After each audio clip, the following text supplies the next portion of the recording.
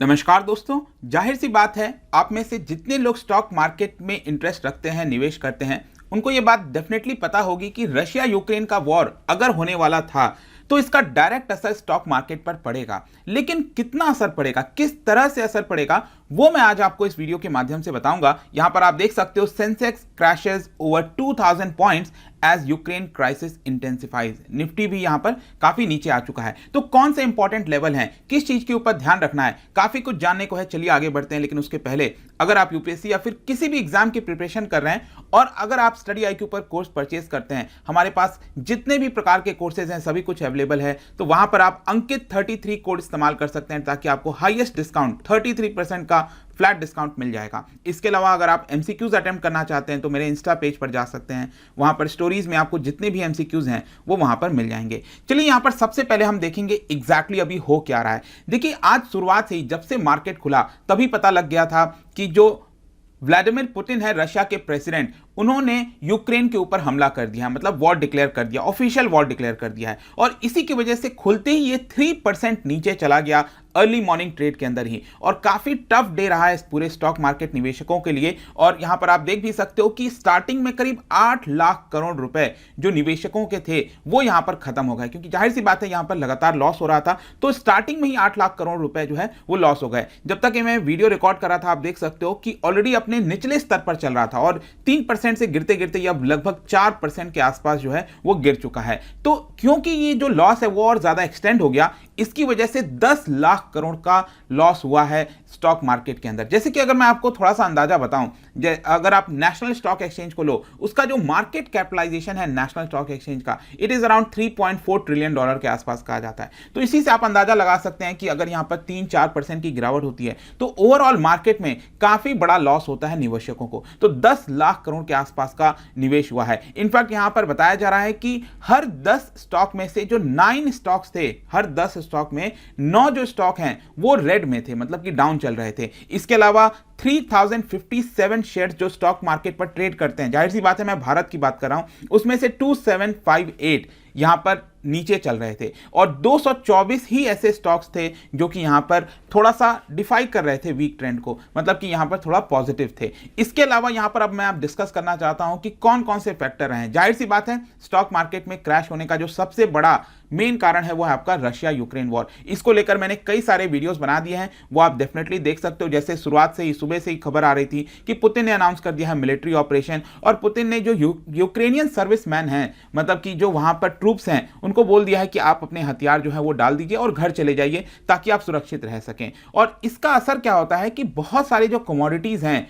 वो रशिया से, मतलब ब्लैक सी जो आप देख रहे हो ना, यहां से गुजरते हैं। तो यहां पर अगर वॉर होगा, टेंशन होगा, तो इसी से आप समझोगे कि यहां पर गुड्स का ट्रेडिंग नहीं हो पाएगा और ओवरऑल जो पूरा रीजन है वहां पर यह असर करता है, जिससे कंपनीज जाने लगती हैं, लॉस होने लगता है कंपनीज को। और इनफैक्ट आप देख सकते हो रशिया का टोटल एक्सपोर्ट में ग्लोबली अगर आप देखोगे कितना शेयर है, जैसे oil second largest oil exporting country है रशिया, तो इसी में आप देखो 8.4% शेयर है, गोल्ड में 9.2% शेयर है। तो इतना बड़ा शेयर है अगर रशिया का, और यूक्रेन का भी वीट काफी ज्यादा प्रोड्यूस किया जाता है। तो ये जो प्रॉब्लम आ रही है उसकी वजह से आपको स्टॉक मार्केट में प्रॉब्लम देखने को मिल रहा है। इनफैक्ट यहां पर मैं आपको बताऊं कि जब ये वॉर डिक्लेयर किया गया तो किसी भी देश में होता है वहां तो स्टॉक मार्केट इतना तेजी से गिरता है। सपोज भारत में तो 4% के आसपास गिर रहा है, वहां पर मॉस्को में अगर आप देखते अगर ट्रेडिंग होती वहां पर, तो वो वहां पर करीब 10%, 15%, याद होगा ना पेंडेमिक के समय 10% का सर्किट लग जा रहा था निफ्टी जब गिर रहा था।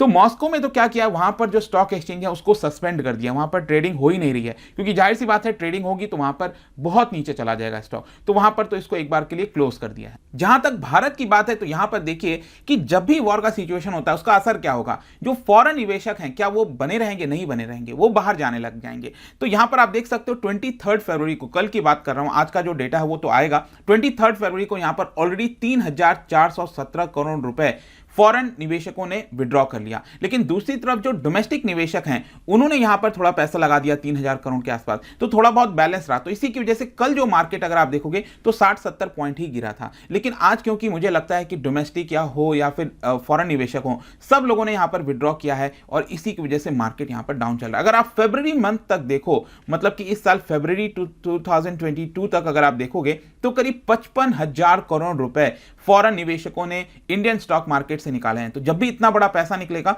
तो मार्केट डाउन जाएगा। इसके अलावा जो मेन कारण है वो है आपका क्रूड ऑयल। तो इसका पूरा असर जो है वो क्रूड ऑयल के प्राइसेस पे भी देखने को मिल रहा है, क्योंकि बड़ी मात्रा में यहां पर जो क्रूड ऑयल है वो रशिया के द्वारा सप्लाई किया जाता है। और यहां पर आप देखिए $100 को क्रॉस कर लिया। जी हां, कल ही मैंने वीडियो बनाया था जहां पर बताया था कि 100 के आसपास आ गया है, लेकिन ये अब ऑलरेडी 100 को क्रॉस कर चुका है। और इसका असर जाहिर सी बात है भारत के इकोनॉमी के ऊपर बड़ा पड़ने वाला है, क्योंकि 80% से ज्यादा रिक्वायरमेंट ऑयल की हम इंपोर्ट से कराते हैं। यहां पर जब भी ऑयल प्राइसेस बढ़ेंगे तो जो अलग अलग सेक्टर्स हैं, चाहे एविएशन सेक्टर हो गया, पेंट सेक्टर हो गया, टायर हो गया, क्योंकि यहां पर पेट्रोलियम का यूज किया जाता है, पेट्रोलियम जो है उसका इस्तेमाल किया जाता है, तो उसमें रॉ मटेरियल क्योंकि ये इस्तेमाल होता है, उसी की वजह से आपको जो है स्टॉक मार्केट में ये जो कंपनीज हैं वो लॉस देखेंगी, क्योंकि उनका मुनाफा कम होगा, इसीलिए इन कंपनीज के जो शेयर्स हैं काफी नीचे जाने लगते हैं।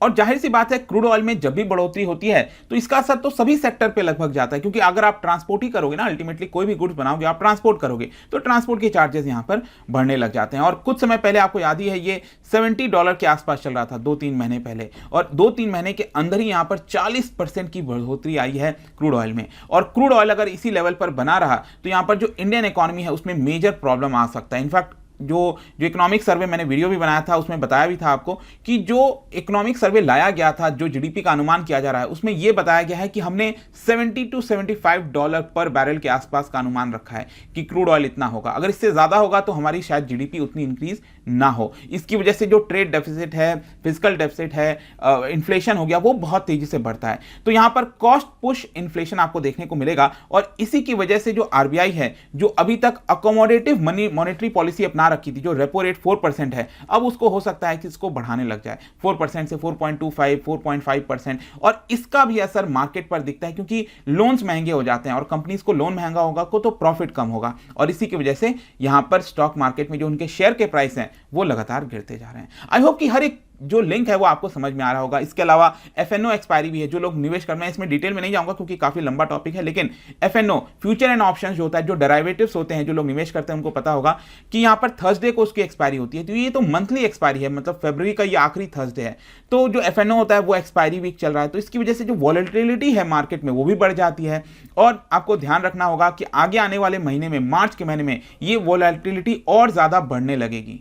और इसका अंदाजा आप देख सकते हो, जो इंडिया विक्स है, वॉलेटाइल इंडेक्स इसको कहा जाता है, जिससे मेजर किया जाता है कि मार्केट में कितनी ज्यादा उथल पुथल चल रही है। तो आप देखिए 22% बढ़ गया अचानक से आज ही, और 30 तक चला गया है ये वॉलेटाइल इंडेक्स, काफी ज्यादा है, मतलब कि काफी उतार चढ़ाव आपको देखने को मिलेगा। इसके अलावा यहां पर एक और चीज होता है जिसको कहा जाता है मूविंग एवरेज। कहने का मतलब है कि निफ्टी या सेंसेक्स अगर एक पर्टिकुलर लेवल के नीचे आते हैं तो वो उसको ब्रेक कर देते हैं, और नीचे ज्यादा आने की आशंका रहती है। तो जो निफ्टी है वो ऑलरेडी 200 डीएमए, मतलब कि मूविंग एवरेज के नीचे चला गया है। यहां पर बेसिकली बताया जा रहा है कि 16,000 पे एक अच्छा सपोर्ट है। अभी तो क्या है, 16,400 के आसपास चल रहा है। जब मैं वीडियो रिकॉर्ड कर रहा था तो 16,400 पे एक अच्छा सपोर्ट मिल रखा है, तो उससे ऊपर आने की आशंका है। लेकिन अगर वो नीचे गया तो 16,000 पर आएगा, और अगर 16,000 को तोड़ दिया तो ये 14,000 तक भी जा सकता है, ये आपको ध्यान में रखना है। तो ये थोड़ा सा प्रॉब्लम है मार्केट निवेशकों के लिए। क्वेश्चन ये अब आपके मन में आएगा कि निवेशकों को क्या करना चाहिए, व्हाट शुड इन्वेस्टर्स डू।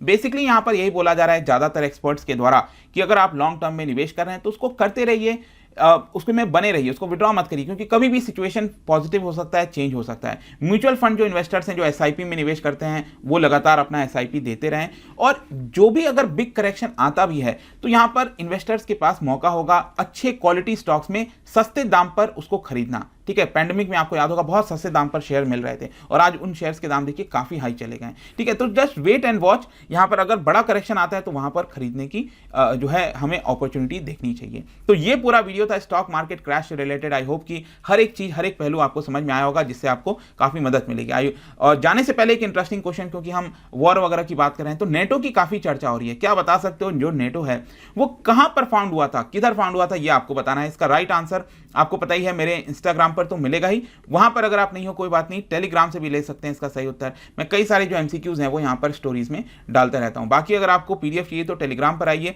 अलग अलग सोशल मीडिया पर भी आप जुड़ पाएंगे। साथ ही साथ कोई भी कोर्स परचेस कर रहे हैं तो वहां पर अंकित 33 का इस्तेमाल करिए, वहां पर डायरेक्ट डिस्काउंट आपको 33% का मिलेगा। आई होप कि वीडियो आपको पसंद आया होगा। मिलता हूं आपसे next time. Till then, thank you very much, see you soon.